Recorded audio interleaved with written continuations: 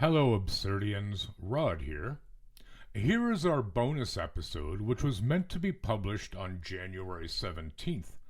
However, owing to a couple of issues, we were unable to release it on that date.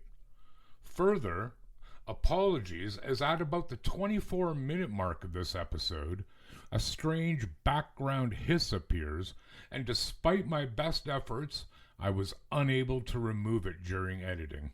So again, I apologize. Moving forward, it will not be an issue again.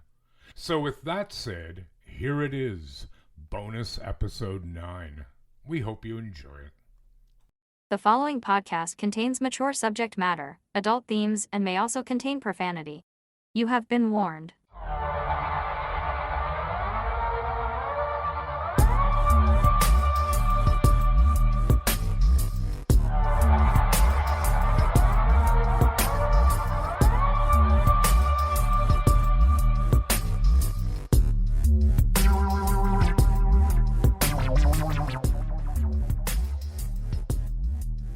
How do, Absurdians? Welcome to the show. Hopefully you're coming back, but if not, if this is your first time, a big hello to you. Hello. Hello. Yes, so this is, of course, The Absurd, a show where we look at things absurd mysteries, history, strange goings-on.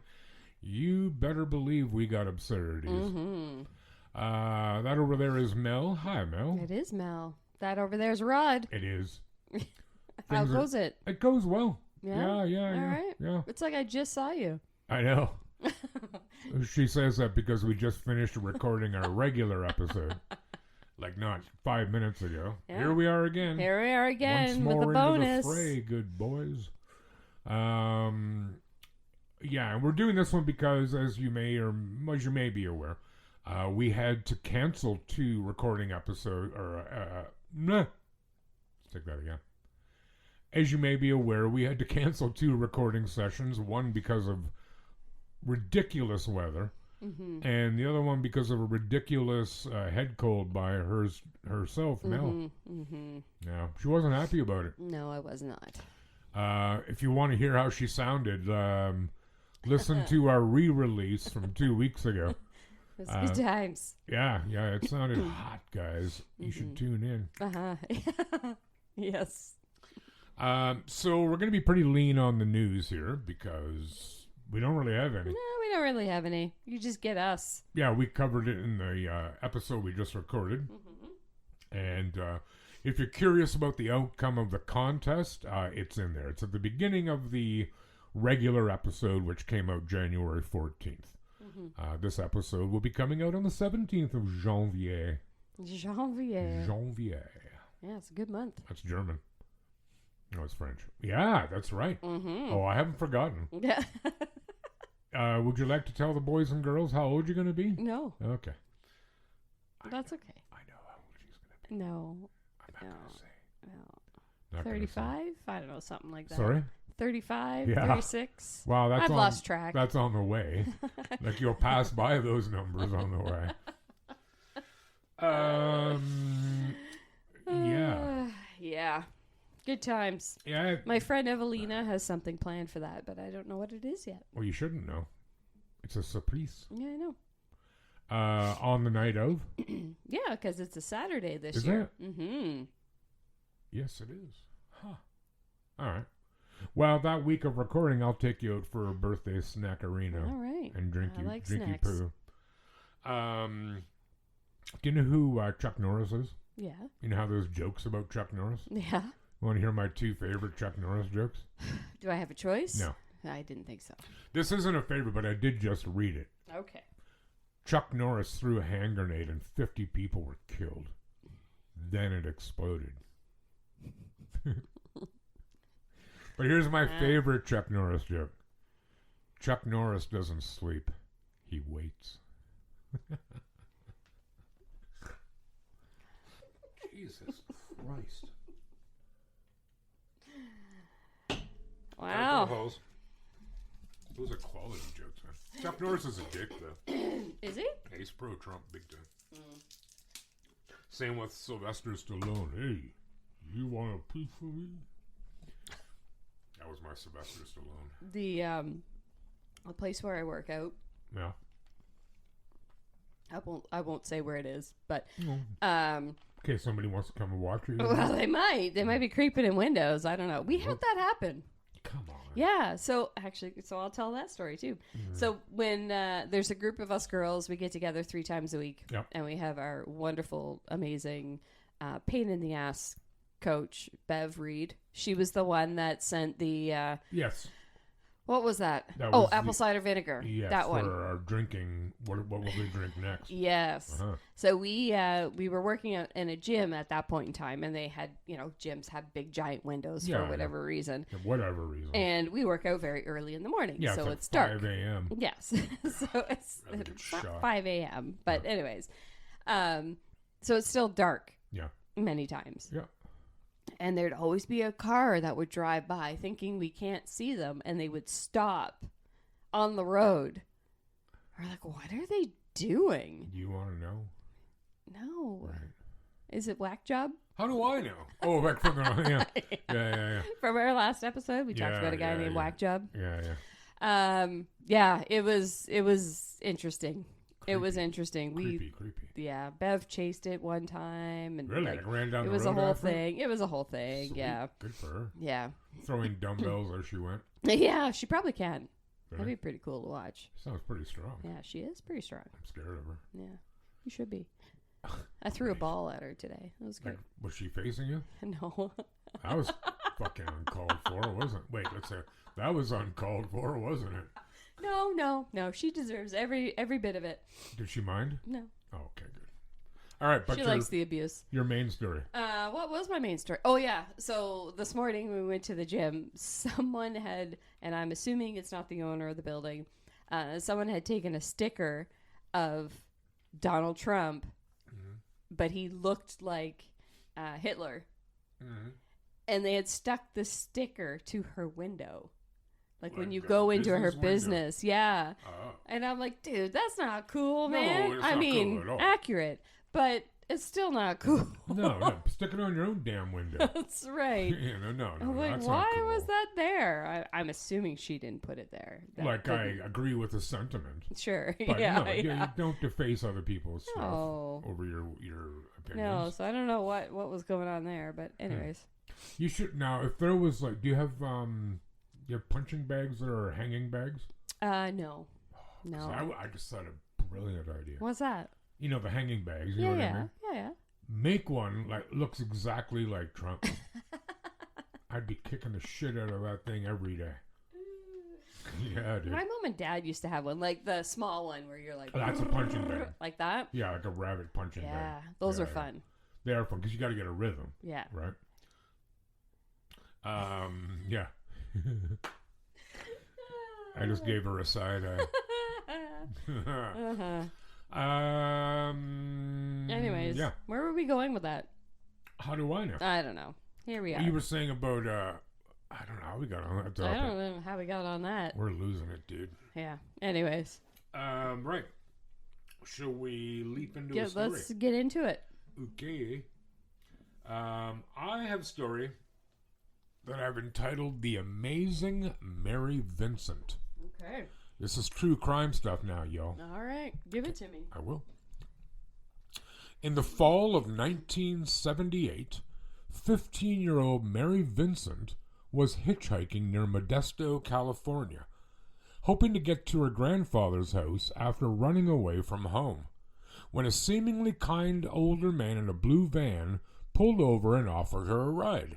She hesitated, but accepted. Let me interject here. Have you ever hitchhiked? Yes. Me too. You never see it anymore. Ever. I wouldn't do it now. Well, I don't know that anything's changed. I know, but I still wouldn't do it business. now. I wouldn't either. But, I'd keep your coat over your lap, yo. Right. The man was 51-year-old Lawrence Singleton, a former merchant seaman. After stopping briefly to pick up other passengers and being refused, Singleton continued alone with Mary, eventually turning off onto a deserted road. That's when her instinct turned to fear. Remember, she's 15. She's a bloody kid. Mm-hmm. Singleton knocked Vincent unconscious, stripped her of her clothing, and bound her tightly. He sexually assaulted her repeatedly, ignoring for hours her cries and pleas to be set free. Makes me furious. Ugh. You want to be set free? I'll set you free, Singleton said the next morning.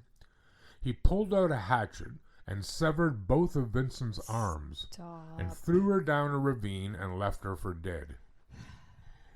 But Mary Vincent did not die. Instead, she heard a loud, persistent message in her head. I can't go to sleep, she recalled thinking, per an interview with Open Ceilings magazine. He's going to do this to somebody else. I can't let that happen.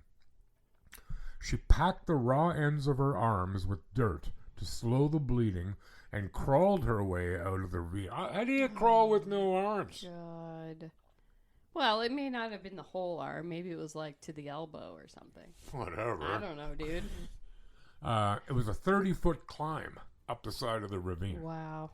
Naked, injured, and barely conscious. Once she reached the road, she managed to flag down a passing car. Quote, the next morning, 2 individuals found Mary Vincent wandering nude, reads a court document obtained by UPI. She was holding up her arms so that the muscles and blood would not fall out. 2 Good Samaritans picked her up and rushed her to a nearby hospital. A forensic sketch artist worked with Mary as she recovered from her injuries, and her description helped police identify and arrest Singleton, who was later found guilty of attempted murder, mayhem, kidnapping, and multiple sexual assault charges. I'd say. When asked to identify Singleton in court, she pointed at him with her silver prosthetic hook hand. I was attacked, she said, per the Tampa Bay Times. I was raped and my hands were cut off. He used a hatchet. He left me to die. This is weak. Singleton was sentenced to 14 years in prison, the maximum allowed under California law at the time. But he served just 8. Stop. You stop. He was released in 1987 and faced public outrage. Towns across California protested his release, and he had to be housed in a trailer on San Quentin prison grounds until his parole ended because no Northern California community, would accept him, per the Los Angeles Times. In 1997, nearly 2 decades after his attack on Mary, Singleton murdered 31-year-old Roxanne Hayes in Tampa, Florida. He was sentenced to death but died of cancer in prison in 2001. I hope he suffered. Word. Vincent told UPI at the time that she was devastated because it had to happen again before anyone realized he shouldn't have been released in the first place. Sing it, sister. It was only recently I stopped having my nightmares, she told the LA Times at the time. Now they're back again. It starts off with my attack, and then I end up seeing all these other people and worse things happening to them. So Vincent took action. She shared her story with victims of trauma and testified before legislative bodies advocating for sentencing reform. California later passed a law increasing the maximum penalty for crimes like Singleton's, informally dubbed the Singleton Bill. Now a mother to 2 adult children, Vincent lives with her husband in Washington State. A self-taught artist, she has created thousands of pastel drawings, many of them empowering female figures, and even designs her own prosthetic tools for different activities like bowling, using spare parts from old stereo systems and refrigerators, per a 2022 interview with the Netline. Wow. That's a pretty brave girl, man. I tell you.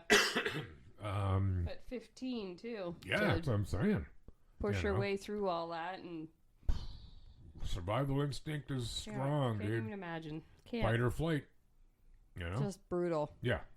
But this is what pisses me off. Soapbox time, everyone. Soapbox.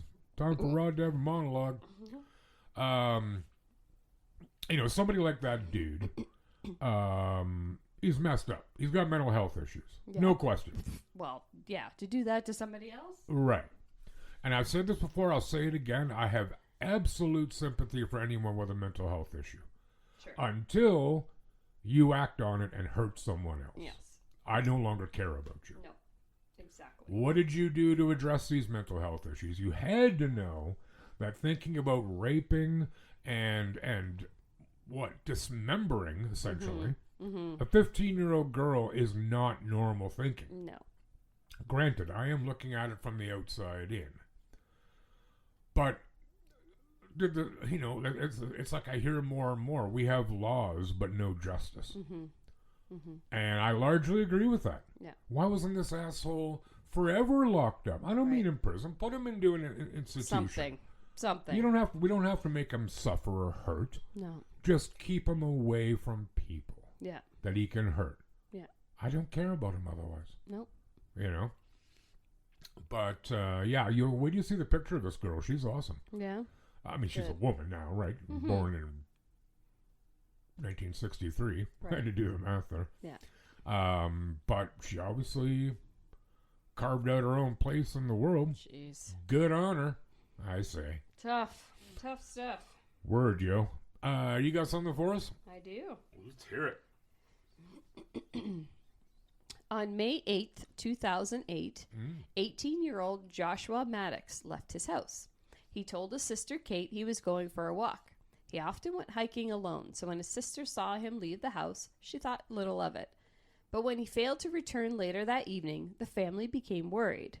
On May 13th, 5 days later, which I found interesting, but anyways, 5 days later after he disappeared, his father Mike called the police to report Josh missing. They waited 5 days? They waited 5 days. That's interesting. Yeah. I mean, there could be many reasons for that, but I'd like to know what they are. I don't know. They said that he would go on hikes alone all the time. Oh, yeah. That's part of his MO sort of thing. Yeah, okay, fair play. The authorities, friends, and family scoured the neighborhood and nearby parkland where Josh might have decided to go walking. After months of searching, nothing had been uncovered, and hopes faded. Josh's sister Kate hoped he had left town to play music or start a different life. The police had no reason to suspect any foul play, and so they just listed him as a missing person. Of course they did. In 2015, Chuck Murphy, 80 years old, a builder from Colorado. That's it. Colorado Springs. Fine and grind. Was demolishing his old wood cabin in Meadowlark Lane, a large area surrounded by tall pines. Not sure why that's in. Anyways, the cabin hadn't been used for a decade and had fallen into disrepair. Chuck decided to demolish it to make way for property development. And in August 2015, demolition work started. Chuck's brother had lived in the cabin until 2005, but since moving out, it had become a storage facility and was rarely visited. Animals had been a problem, but there was a noticeable stench when Chuck came to the cabin on August 7th. Stench. As the workers dismantled the chimney, one of the two in the cabin, using an excavator, and reached the interior, Chuck made the horrific discovery of the body of the young man, cramped into a fetal position with his legs above his head. He called the police, who arrived with the county coroner, who later, with the help of dental records, positively identified the body to be that of the missing man, Joshua Maddux. The cabin was only 2 blocks from the Maddux family home. Oh, no. Yet the searches for Josh had overlooked the building. There was no sign of life or reason to check a chimney there. The cabin owner had rarely visited. However, on the occasions he had to check in, he had not noticed anything unusual about the property, like the smell of decaying Yeah, flesh, no kidding. whatever. Yeah. Since the cabin stood centrally in a large plot of land surrounded by tall pines around 50 feet from the road, police suggested that with no adjacent homes, if Josh had cried for help, no one would have been able to hear him regardless. The Teller County coroner, Al Bourne, did an autopsy and found no evidence of any drugs in Josh's remains. He said the hard tissue showed no signs of trauma. There were no broken bones, no knife marks, there were no bullet holes. There are so far no answers to the number of things. It is very confusing. It was not an instant death. How did he die is only a matter of speculation. No. But we know he did not starve to death because that takes many weeks.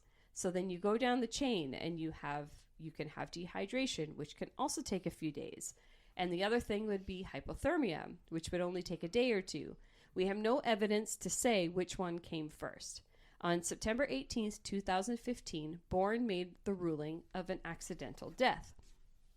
However, there were many discrepancies. The chimney was built 20 years before and was fitted with a thick wire mesh that hung from steel hooks to keep animals out and debris from becoming lodged. However, it was not there when they found Joshua's body. It was not only the rebar that caused doubt about the original autopsy. For example, a large wooden breakfast bar had been torn from the wall in the kitchen and dragged over to block the chimney from inside the cabin, which raised further suspicions. Yeah. If the breakfast bar had been torn from the wall, then who had done it and why? Josh's body had also been found in a fetal position, with his legs above his head and disjointed from his torso. He must have entered the chimney head first to get into such a position. This was one of a somewhat unusual position, and Bourne had earlier commented that he thought it would have taken two people to position him in such a fashion. What was even stranger was that when Josh's body was found, he was wearing only a thin thermal shirt, and his clothes had actually been found inside the cabin, folded up next to the fireplace. Bourne said of this evidence, "This one really taxed our brains. We found his clothing just outside the firebox. He only had on a thermal t-shirt.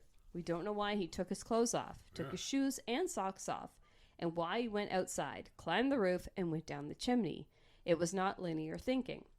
Chuck Murphy, the cabin owner, said, "It's a real mystery, a tragic, terrible story. All I know is that he did not go down that chimney. He got in the fireplace and went up. But why? I think it will remain a mystery, one of those sad stories." So they still don't know what happened to this poor boy. They just found him upside down in a chimney. Yeah. With just a shirt on. Yeah. Like, weird. Yeah, and the breakfast bar that had been torn off the wall was in front of the fireplace. Yes. So he obviously didn't do that. No. Right. No. Yeah, the whole thing is just it's a weird story. There were so many pieces to this, so I had to pick certain things, but it's a huge story of all the different things and stuff, right? But like, I mean, some of it might be able to be explained. 18 is a pretty good age for schizophrenia to start coming on, which could explain some. I mean, the removal of clothing, except for the shirt. Yeah. Possibly the climbing up the chimney. Because I was going to say, like, did he go down the chimney? Why on earth would you wouldn't go head first? Right. Right? Yeah. So then when the guy said, no, he was going from the bottom up, okay, that makes that more sense. But right. But he's upside down, though, in the chimney. So he would have crawled up backwards. Right? What? Like he was face down in the chimney. Well, he might have repositioned in the chimney. Maybe. Because he was in the... But, again, why? And yeah, it seems unlikely that there wasn't other people involved. Yeah. It kind of does sound a bit like a lackluster police job, doesn't it? Well, yeah. Like, not... well, it's closed. I mean, closing cases matters, but I think solving them They did look for a few more. months, though. Or you mean when they found him? Well, I mean, they looked for a few months, but this cabin was 50 feet off the road. No. It's not like They didn't even look. It's not like it's Blair Witch, for Christ's sakes, where it's buried deep somewhere. Right. Like, you're checking everywhere else, presumably, but let's not look there. Right. I'm hungry. You know, like they probably wouldn't have saved him. Right. But there would have been more clues, most certainly. Yeah. Right? Whatever. Dude, that's weird. creepy. I don't like it. I mean, I like the story. I don't like it. Poor Josh. Josh? Yes. Is that his name? Yeah. Hey, you ever had surgery? Like, ever had any parts of your body removed? Other than the two I'm aware of. Oh. You don't have to mention Other than that, other than a couple babies? Oh, yeah, of course. I guess they were removed. Well, I meant parts of your body. Like, no. right. You still have your tonsils? I still have my tonsils. Still have your appendix? Yeah. Right. I don't have my tonsils. They took them out of everybody back then. I think they were collecting them. I've never had appendicitis. I'm absolutely certain I don't want it. But, anytime I've needed anything I went to the doctor, right? Went to Emerge, got taken care of. That's right. Maybe you have to wait a while, but didn't cost me nothing. That's right. Yeah. Put that in your opium pipe and smoke it. Well, we're going to go, you know where Antarctica is? You ever heard of it? Yeah. Okay. So during an expedition to the Antarctic, Russian surgeon Leonid Rogozov became seriously ill. He needed an operation. And as the only doctor on the team, he realized he would have to do it himself. As the polar winter rolled in, 27-year-old Leonid started to feel tired, weak, and nauseous. Later, a strong pain developed on the right side of his abdomen. Being a surgeon, he had no difficulty in diagnosing acute appendicitis, says his son Vladislav. It was a condition he'd operated on many times, and in the civilized world, it's a routine operation. But unfortunately, he didn't find himself in the civilized world. Instead, he was in the middle of a polar wasteland. Rogozov was part of the 6th Soviet Antarctic expedition. A team of 12 had been sent to build a new base at the... Oh my God, I can't pronounce... What? Build a new base at their Shirmasher oasis. Oh. When you picture an oasis, what do you picture? Like a beach. A beach? A spa oasis. Where, and what kind of geography do you usually picture Oh, the it in? Caribbean? Well, I picture it in a desert. Surrounded by sand, but you're like, oh my God, there's trees and there's water. I don't picture an oasis in Antarctica. No, probably not. Clearly, I don't know the term. There's no way in God's name I can begin to pronounce this Russian word. It's longer than the alphabet.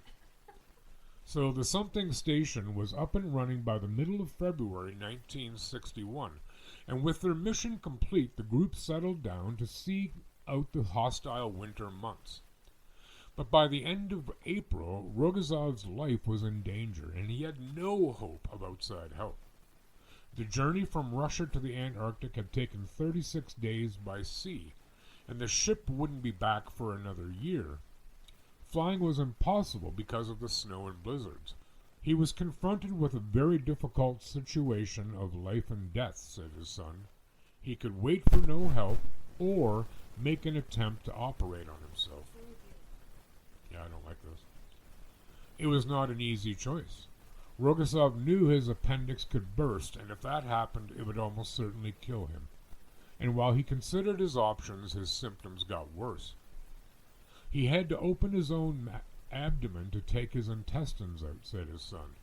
He didn't know if that was humanly possible. By the way, sidebar, do you know, like, if they do a surgery and they take out all your, like, not cut them out, but take out all your intestines and whatever, or if you've been injured, and they fix you up, they just push everything back in. It finds itself back to where it should be.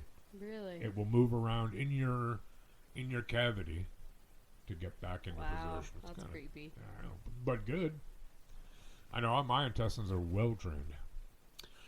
In addition, this was the Cold War, with East and West competing for nuclear space and polar races, the weight of which rested on both nations and individuals. The commander in charge of the base had to get Moscow's blessing for the operation to go ahead. If my father was to fail and die, it would definitely put a hard hat of negative publicity on the Soviet Antarctic program. Rogozov made his decision. He would perform an auto-appendectomy rather than die not doing anything. I did not sleep at all last night. It sounds like a song. It hurts like the devil, a snowstorm whipping through my soul, wailing like 100 jackals. That's good writing right there. Still, no obvious symptoms that perforation is imminent, but an oppressive feeling of foreboding hangs over me. This is it. I have to think through the only possible way out, to operate on myself. It's almost impossible. But I can't just fold my arms and give up. Rogozov worked out a detailed plan for how the operation would unfold and assigned his colleagues specific roles and tasks. He nominated 2 main assistants to hand him instruments, position the lamp, and hold a mirror. He planned to use the reflection to see what he was doing. The station director was also in the room in case one of the others became faint. He was so systematic he even instructed them what to do if he was losing consciousness, how to inject him with adrenaline and perform artificial ventilation, said his son. I don't think his preparation could have been better. A general anesthetic was out of the question. He was able to administer a local to his abdominal wall, but once he had cut through, removing the appendix would have to be done without further pain relief in order to keep his head as clear as possible. My poor assistants. At the last minute, I looked over at them. They stood there in their surgical whites, whiter than white themselves. I was scared, too, but when I picked up the needle with the Novocaine and gave myself the first injection, somehow I automatically switched into operating mode. And from that point on, I didn't notice anything else. Rogasov had intended to use a mirror to help him operate, but he found the inverted view too much of a hindrance, so he ended up working by touch, without gloves. As he reached the final and hardest part of the operation, he almost lost consciousness. He began to fear he would fail at the final hurdle. The bleeding was quite heavy, but I take my time. Finally, here it is, the cursed appendage. With horror, I notice a dark stain at its base. That means just a day longer and it would have burst. Oh, man. My heart seized up and noticeably showed. My hands felt like rubber. Well, I thought, it's going to end badly, and all that was left was removing the appendix. But he didn't fail. After nearly 2 hours, he had completed the operation down to the final stitch. Then, before allowing himself to rest, he instructed his assistants how to wash surgical instruments, and only when the room was clean and tidy did Rogasov take some antibiotics and sleeping tablets. It was a staggering achievement. Most importantly, he was relieved because he had another chance to live, said his son. Rogasov returned to his normal duties just 2 weeks later. So what do you think? Wow, I can barely remove a, hangnail. Do you think you would perform surgery on yourself? I don't think I would. But I also don't know how to do it, so... Well, that's true, too. I mean, I could cut myself open, but that's about as far as Yeah, and then I'd be like, oh my god, dead. Yeah, that probably wouldn't solve the problem. But yeah, that's, I guess, what's his choice, right? Well, you're going to most likely die anyways if And your in appendix agony. bursts. Yeah. Right. So you might as well try. He's a tough bugger, that dude, eh? Yeah, we should have him on the show. Okay. He might be dead, though. He might. That was 1961 or 62, so, Yeah, he probably is. They don't live as long in Russia as we do. Hey, Mel, Hey. you got a story for us? I do. Really? Yeah. This one's spooky. Oh, really? Yeah. Me like spooky. It's a little spooky. Like the spook. Do you ever have that feeling sometimes where you feel like there's someone behind you? Yes. Do you ever get that Of course. eerie feeling? Everybody does, yep. Yeah? Yep. I don't like it. Or like you're coming up from like a dark basement and you're coming up the stairs. Oh, and yeah. But you all of a sudden feel like you need to run. You're like, oh that's different, though. That's a little bit of misplaced fear my god. Sure. from watching horror movies. But that sensation, because you can feel when somebody, I don't even really know how we do it. When someone's coming. Well, or if they walk even like perpendicular to your path and cross you behind, even if it's like, 10 feet away, you might pick up on it. Yeah. I don't know how exactly. I don't know Yeah. the science of that. But that's just a natural. Yeah. It's like my husband says sometimes that, because I always go to bed before him, and he's always like, how do you hear me? And I'm like, I just know you're there.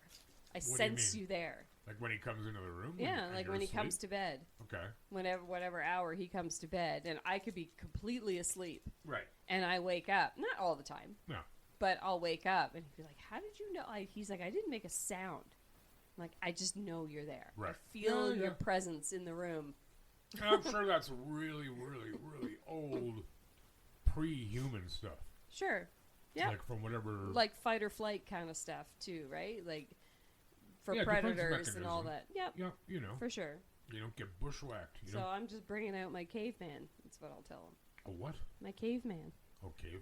Yeah. I thought you said a cave fan. I'm like, what the hell is a cave Cave-fan? fan? Oh, it's not like K-pop stuff. Thank God. No, I'm just kidding. All All right. right. Lay it on us. So, We all ears. just for a second, let's imagine.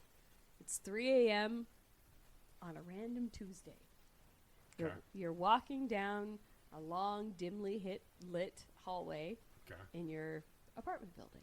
So you're walking down the hallway. Oh, dear God. You're alone, Uh-huh. or you should be. But as you turn the corner, you feel a sudden, jarring certainty. Someone is right behind you, God. just to your right, closing the gap. You can practically feel them bending over your shoulder. Oh. You whip around, heart hammering in your ribs, but the hallway is empty. Spooky. It's spooky. You aren't losing your mind. Well, you might be. Wow. You've just experienced a presence hallucination. Hmm. One of the most common and eerie glitches the human brain can produce.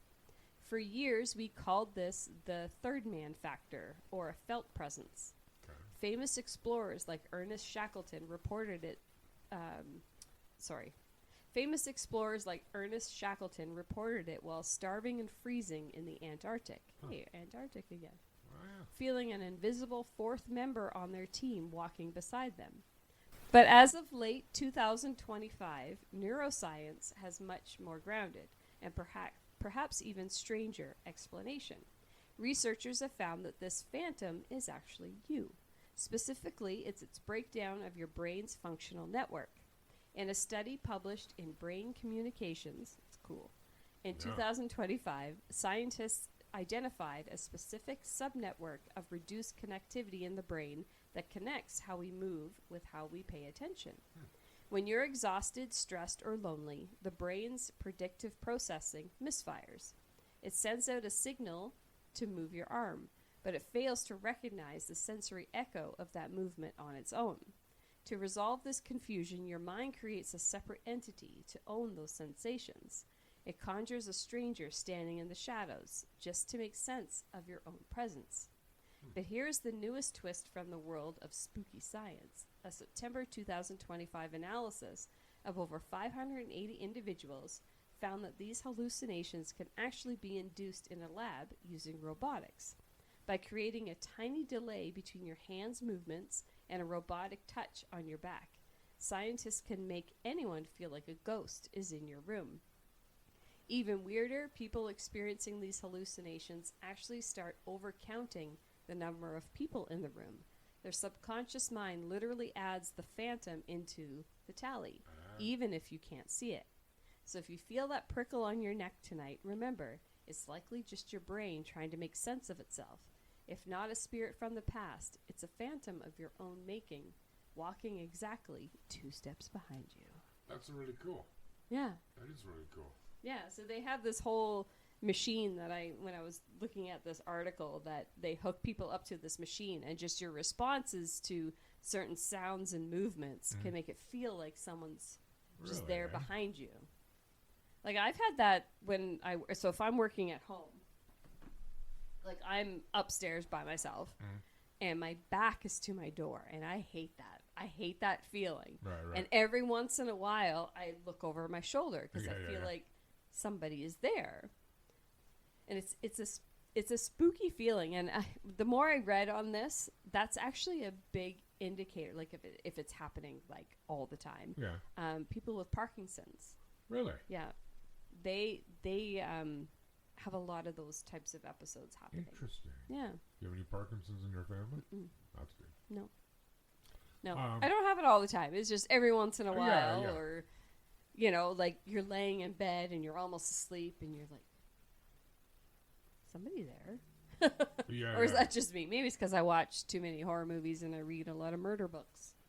Have you ever had it when you're lying in bed and you're almost asleep and your body does the jump? Yes. Scary as hell. It is scary. I don't like that feeling. The door to your office, you're talking about your recording or? No. I mean, at my full-time day job. Yeah, but at home. At home. Does the door open inward or outward? In. Right. Does it creak at all when you open it? No. Okay. No. But I can't half close it. Right. It won't stay. It's just, I guess, the way the house is, right? It'll just Yeah, fall back open again. Like, never wants to stay. So I have to fully close it or fully open it. I'm going to have a little chat with Liam next time. Does he still enjoy scaring you? Yep. Good. Yep, Good. he does. Excellent. I actually read a book a couple weeks ago, too, that was pretty spooky. It was about, and it was from a kid's perspective. Oh, yeah? So it was a really cool read. It was called Incidents in the House. Oh. And it was about the girl, she called this woman her other mother. Okay. She'd always say, other mummy is coming out. Because she's like, Mummy and Daddy just tucked me in, and now comes other mummy. That's unsettling. Yeah, from the closet. Was the other mummy, like, mean? Yeah. Oh. Yeah, That's not cool at all. Yeah. So there was a time, and books don't usually freak me out, Yeah. but I read a lot in bed. Yeah. A few times I had to get up and close the door because I'm like, I can't. I'm like, you get that hair on the back of your neck kind of feeling. But is it better to close the door or to Yes. keep it open and see what's No, coming? no, because that's when the hand comes out. I don't want to see the hand come out around the corner of the closet. I'd rather it be closed. Amazing how much of that crap we retain from childhood, eh? Yes. Yeah. Ugh, blah. Anyways. Speaking of, did you watch the movie Weapons? I did. What'd you think of it? I liked it. So did I. Yeah, it was different.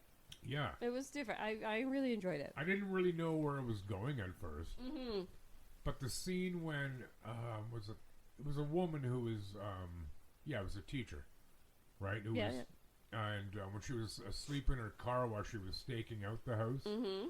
and then the woman came out of the house with scissors. Yes. And I was watching, and I'm like, who is that? What's going on? And I'm like, the way she's walking is terrifying. Yep. It was a good movie. It was a bit silly in parts. Yep. But no, I quite liked that movie. I watched another kind of freaky one. It was called Good Boy. I've heard about a dog. Mm-hmm. Yeah, I've heard about From it. a dog's perspective. Oh.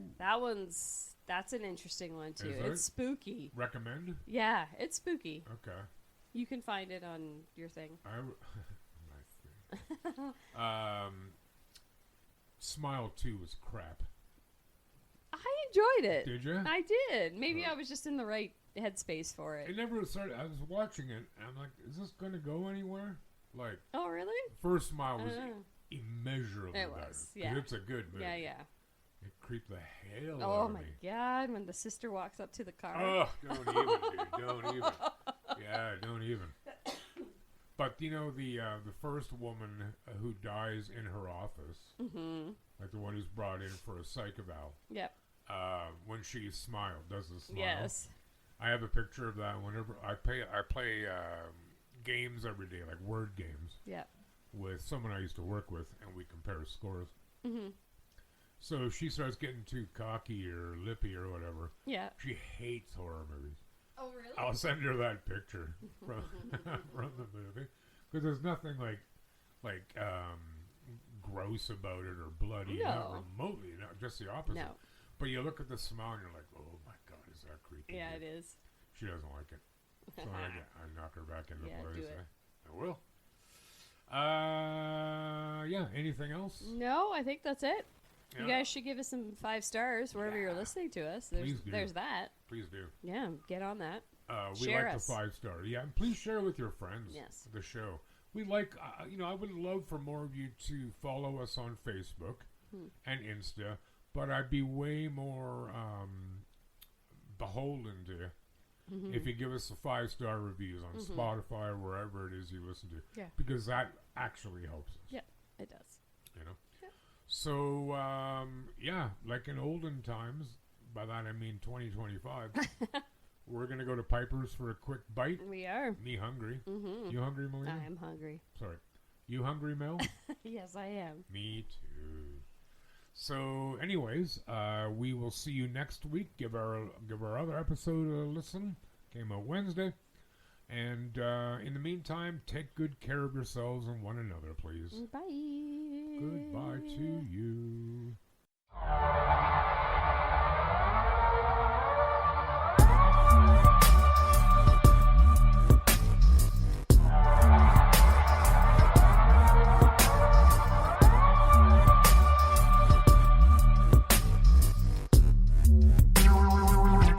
Absurd podcast is written, produced, and recorded by Rod and Mel.